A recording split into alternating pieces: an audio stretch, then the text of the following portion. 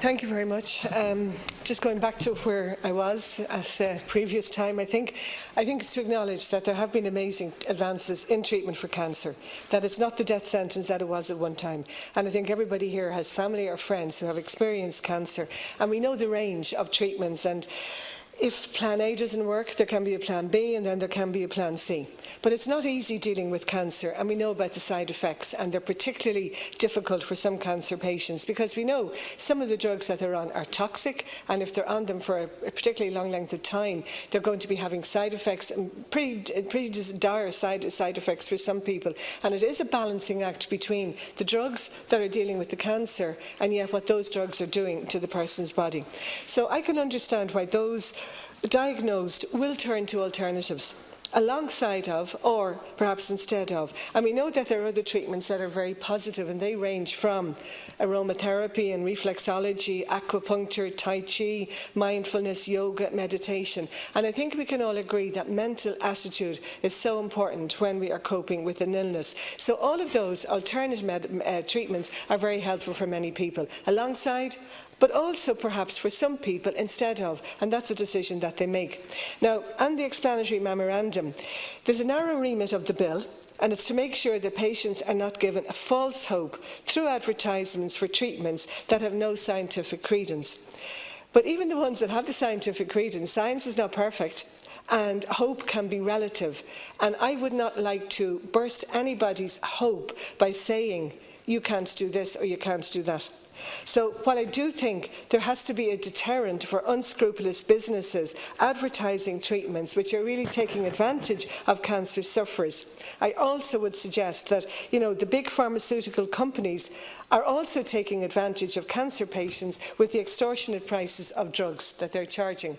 And I had that for my leader's question yesterday. The way in which our publicly funded universities, our publicly funded research institutes, they're doing the work to create these drugs. And then when the patent is being sold on to the pharma companies, it's at that point that the universities and research institutes need more capacity building, more support, so that they can include conditionality with the patent, so that it is accessible and affordable. I gave an example yesterday of a new drug developed by the University of Pennsylvania for cancer, $150,000. Novartis are now selling it for $475,000. And we have so many examples of that. So the research and development is going out, publicly funded, but then after that, there's this gap, and pharma companies can do what they like. And we know that they're driven by their shareholders' profit. Now, we'd also know that the other difficulty for some cancer patients are the delays in accessing medicines. And we know that a median 623-day wait from when new oncology medicines receive licences from the European Medicines Agency to when they're made available in Ireland. And within the EU, only Portugal, Lithuania and Estonia experience longer delays. Another statistic, 42% of new oncology medicines licensed by the EMA between 2015 and 2017 were available in Ireland in 2018, compared to 68% in Belgium, 94% in Austria and the Netherlands, and 97% in Germany and the UK. Now, I know, and from the Taoiseach's reply yesterday, that Ireland is involved with the Benelux A, that collective bargaining, which I think is really good. I also mentioned that in 2016 at the European Council, it was under the Dutch presidency that they'd made some very strong recommendations, and I think if that could be on the Irish agenda to push that, to get the momentum going, implementation in place and a coordinating mechanism, I think that would all be very helpful. Going back to some of the bill here, and I was contacted, as others were, by the Irish Association of Master Medical Herbalists, and they're concerned that the bill as currently drafted could have unforeseen, unintended consequences, particularly for the complementary and alternative medicine sector and therapists. And they're of the view that the application of the proposed legislation, as it's currently constituted, it could be used to clamp down or prohibit them from practising entirely in the most extreme interpretation. I think we have to respect those who make the decision not to use drugs for many reasons, and that they can be supported in what they have decided to do.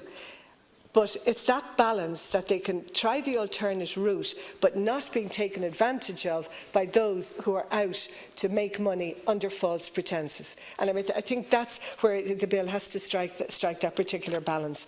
And again, we talk about cancer. I do also want to acknowledge the work of the oncologists, but particularly the oncology nurses.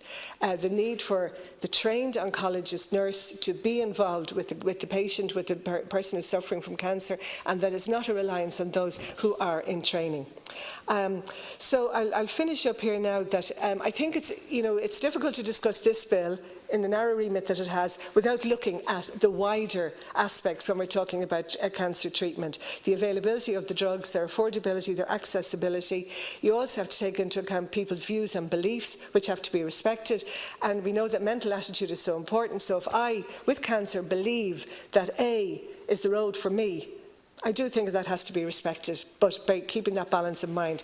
Advertising claims of health benefits without proof is very, very damaging, particularly if they're impacting on already fragile health of people. Thank you. Deputy O'Sullivan.